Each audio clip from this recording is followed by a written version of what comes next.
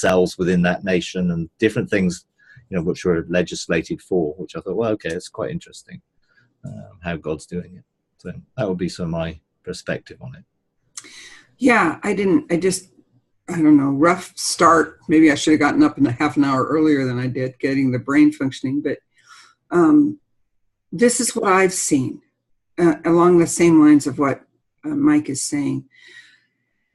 I'm preparing for the fall sessions here, and our Thursday, one of the fellowships for the Ecclesia meets on Thursdays, and they're going to be going through the book of Revelations by ascension. Well, there's a whole bunch of other passages connected to Revelations. And just this last week, I went into Ezekiel 17. And now, Ezekiel 17 is the riddle. And in it says, I saw a great eagle. And he took the twig off the top of a cedar. And it was planted like a willow. And it was by waters and in moist land. Then I saw a second eagle. And it turned into a vine, and it was reaching towards the second eagle, but it already had everything it needed. And you can say it's talking about the eagle, the cedars of Lebanon. It's talking about Israel. It's talking about the old Babylon, all those kinds of things. And the Lord said, stop. He said, again, in the kingdom realm, we're dealing with the kingdom of darkness and the kingdom of light. So the one eagle, the first eagle is the kingdom of light. And the second eagle is the kingdom of darkness. And we are God's people. And we are the people who have chosen not to send our shoots or our vines towards the kingdom of darkness. And it doesn't matter in the literal who the second kingdom is that the second eagle leads. Everybody gets tied up in all of that. What matters is that we step in and take care of these things in the kingdom realm. And that was an affirmation to me to hear Mike say, because we're global, we have a right to do these things. Now, that from there, it's a case of the mandate, because we don't want to be running around reacting to every crisis. We want to stand course with what the Lord is telling us to do. We need to do what we see him doing. Does that create affirmation in anybody? Anybody got 2 cents worth? Anna, if I may share. Please. I really am in full agreement with what you are saying. In light of a huge assignment we just did in Alaska in regards to Mount Denali, and the success in regards to that assignment, and the shifting of the communication, and then, of course, looking in regards to what's going on globally in the area of communication, in the area of a churning of hate and just such negativity that even creation is responding to so much of that. And looking at hurricanes and looking at forest fires and looking at North Korea and looking at just natural government, the Lord just keeps saying to me over and over again, the body of Christ needs to get into their seats, and they need to begin to legislate from the heavenly realm, that we can turn situations from the legislation and the blueprints of heaven, which were very, at least in my world, I'm extremely aware that God is not about destruction. He is not about this massive piece of pulling down our even our financial system, but he's about restoration. He's about demonstrating who he is, that we as a body can begin to work together to even turn a category 6 hurricane, or pull down this web of communication that is so destructive, that's being put into the atmosphere. And I'm, I may be totally off, but I just, in my spirit, I see this swirling of curses and words spoken that's so destructive that creation is just groaning and saying, somebody stand up, somebody take their seat, somebody legislate with the King of Kings and the Lord of Lords.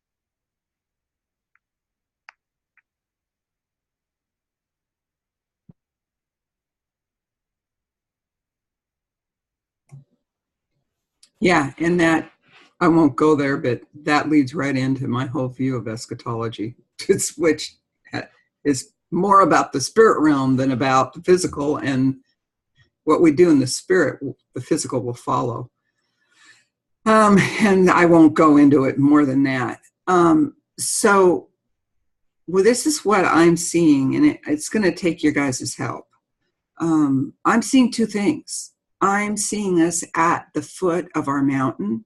There's a mountain of authority for us, and we're to go up it, see what needs to be cleaned off, see what's on it.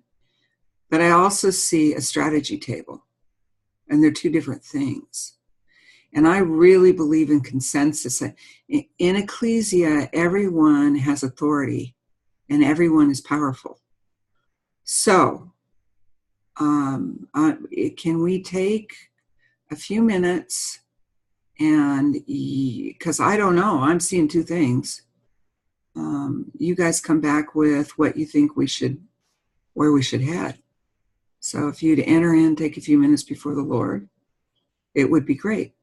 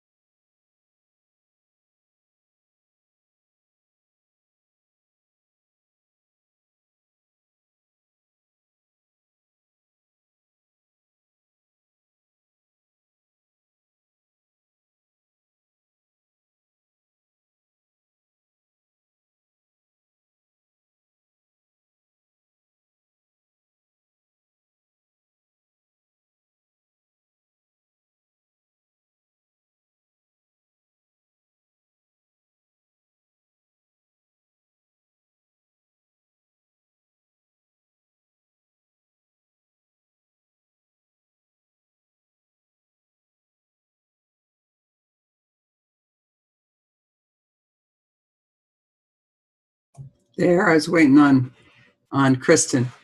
Kristen sees in detail, and I was waiting to see that she was ready. So, anybody have? Oh, Kristen's popping up on her mic right now. Kristen's ready. What do you got to say, honey? So I was wondering what I was seeing a flag. Actually, it was a British flag, and it was laying over the waters. And then all of a sudden, I saw the Lord roll up the flag and remove it, and I didn't understand. And He says, "Move the veil of the dialect in which you communicate." And so when I removed the veil of what I would say English, or the dialect in which I communicate or see, then I could see the waters in their, what I'd assume was their original condition, their original declaration, what they were. And when I removed the veil of my dialect, then all of a sudden it seems like the waters, they turned into wind, three-dimensional windows, almost like if you saw a square, if you could take an ice out and put it back in together, the parts of the windows of the ocean. And I just saw them, they begin to rise, and they begin to take different positions, the windows of the waters.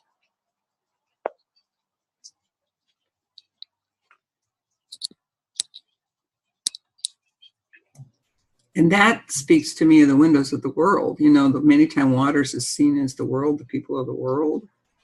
And so is that portals into or out of the world?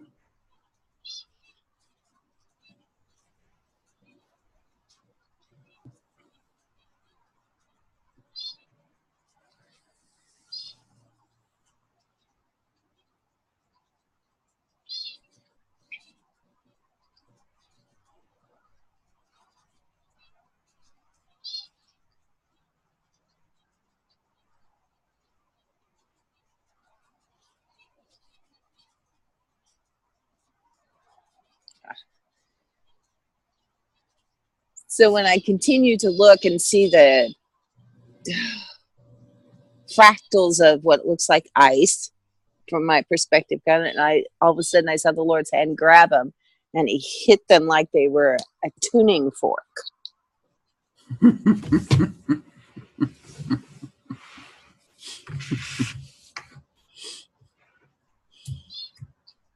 So release a sound. They're releasing a sound.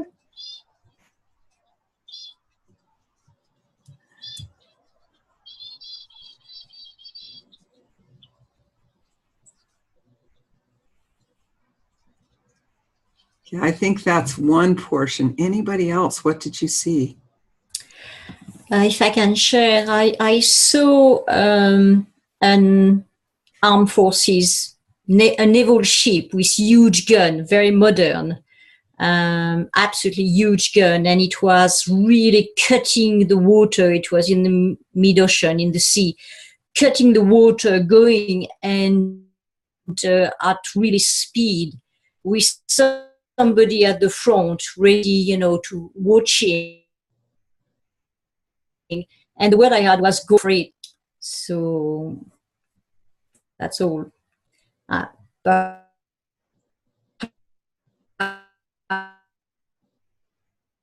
Laura, you're breaking up. it's only for me, meaning, you know, I am part of it. And oh, yeah, is that better? Yes. And you hear me? So any inclination what the ship or the gun was? What's the Lord saying to you about them? At war, but not, yeah, I'm part of a war. I'm fighting. I'm, you know, I am part of it, of fighting something. I'm part of the fight. And that's where I need to go. That I need to follow. I need to go for it. Is it only for me? Is it for everybody? As Mike was saying, we are at war, but not on an earthly war, in a, you know, supernatural war. what we are doing in legislation is a war. You know, we are using the arms of God. That's what I sense, at least for me, that's what I'm part of. I need to join. I need to, you know, think it's a confirmation for me to stay with this group and to follow.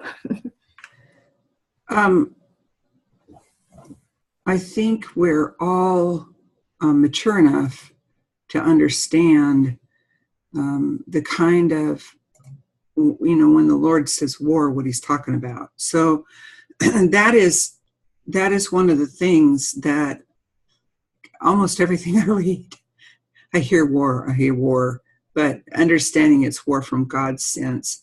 But adding to that, we are in week 8 of Enoch's prophecy of 10 weeks. And if you've never read the book of Enoch, I really encourage you to do that. But week 8 is the week of a sword. And it means a new house, a new heaven, earth in future time. And so because of our stance, Michael Danforth prophesied the season of visitation is over and we're entering into habitation. Well, what's the difference?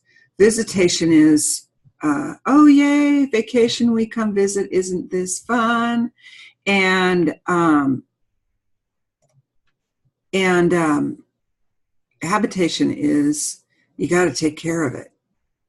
And now it's down to putting your labor into the picture instead of just Disneyland. And that's one of the switches I'm seeing in people who live in the kingdom realm. It's time for the super partying to be over and get to work. But I'm also seeing that you're seeing water. My vision, I'll tell you about that later, has water in it. Kristen has water. And I have some bad news. There's something wrong with, well, there's not. I'm switching out my Zoom account, and the billing company, the billing portion has to release my account so I can change the grade of my account. And they still haven't done it. And I can only talk for 10 more minutes and we're going to drop out because they haven't fixed it yet. But anyway, anybody else with regard to what you saw?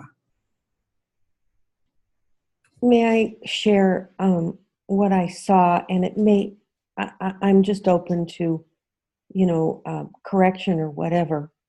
But I have seen several dragons that are in the atmosphere, and they are spewing fire. And I've seen them heating water, heating land, just creating havoc. But the other thing I saw was angels that have been dispersed to apprehend these dragons, and for a better term, and I can share this with this group, bring them into like an abyss or into a place of containment and lock the door. And I heard the Lord say to me, it is not time for this. And so they just put them into containment, and then there is these massive angels standing at the locked door.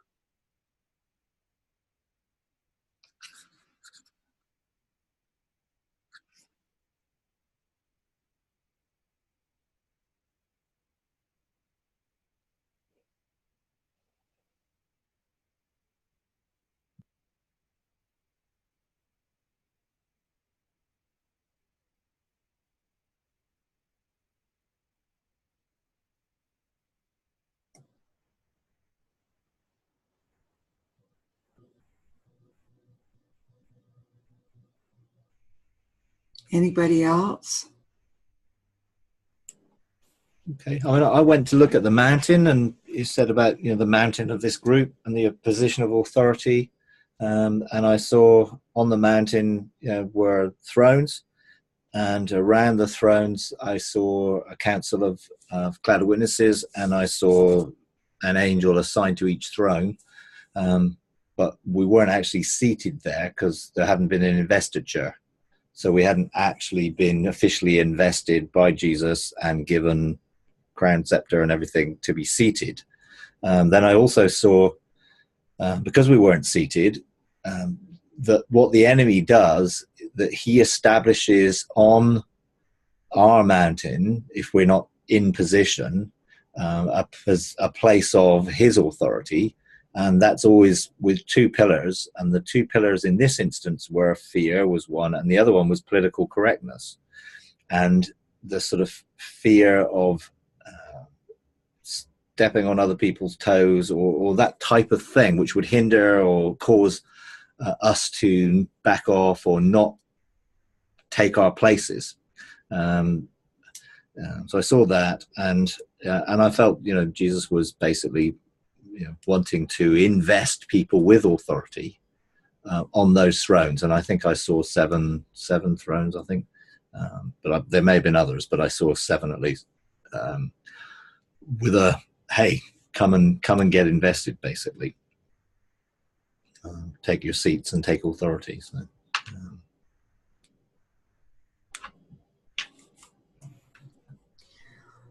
and it's so I didn't say anything about, how do I put this? Paulette, what you said is a marking of time. I have seen that so many times where it's like the Lord contains them and puts them on hold. We've gone into areas and there's nothing we could do about the dragons, and that's what we did, is we just put them on hold till the people of authority can take care of them. And I think that's what the Lord's showing you. And so then following forward into what Mike's saying, when those thrones are filled, we can take care of them. So I was seeing the mountain of the Lord, but the top of it had a very misty cloud. And because it isn't in view, people haven't been paying attention or known. They haven't seen the thrones up there and said, those things need to be filled. And, okay. So I don't know about you guys. We've got 4 minutes, but my inclination is, well, one, if it's all right with you, I would like to keep meeting on Wednesday mornings instead of Tuesday.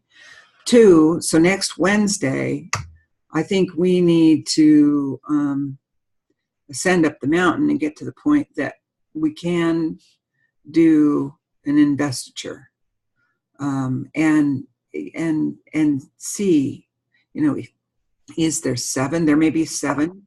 There may be 12. I can't see the top of the mountain. I can't tell. But there are thrones there that need to be filled, So what say you guys?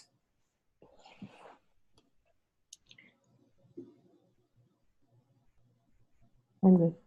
Okay, so we will definitely be good to do that, and to make sure that everyone has been part of this or wants to be part of it can be part of that investiture. So speaking of that, really quickly, and Mike, you don't have to explain. I'm just looking for your witness. What do you think about inviting Colleen Phillip to this group? I don't know. I've not really had much connection with Colleen for the last couple of years, but whatever There's not a check in your spirit or anything. No, it's not a check in my. We've been talking lately, and I don't know myself. I like to hear from other people. Okay, so that's exactly what I will do. I'm going to go back to the people who are missing. One in particular, because he repeatedly said, I want to be involved in the global. I want to be involved in the global. And we will meet next Wednesday at 7 a.m. The reason 7 is it fits for everybody. Jeff Font is not here. He'll be here next week. He's in the middle of Hurricane Irma, and the forecast is a terrible one.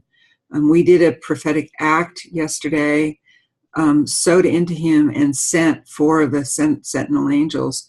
And this morning they posted winds of fire, transformation, etc. The Lord showed them where to post them to create a portal. And we're praying for a testimony that Irma will just pass around Puerto Rico. Because the forecast is, and I'm going to lose you any second, so I'll say bye, I love you, but the forecast is that they will be without power for several months. It's that bad. So anyway, we believe we've taken care of it, and we'll know this afternoon. Anyway, love you all. See you next Wednesday.